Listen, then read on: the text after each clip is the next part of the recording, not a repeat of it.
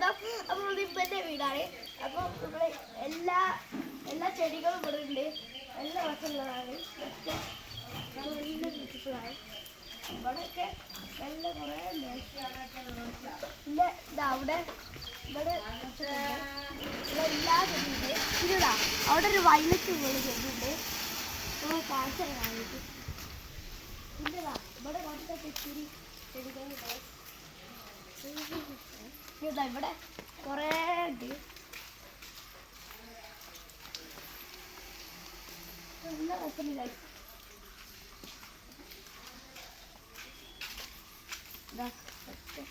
നല്ല ചെടികളാണ്. പിന്നെ ഇവിടെ ഉണ്ട് നല്ല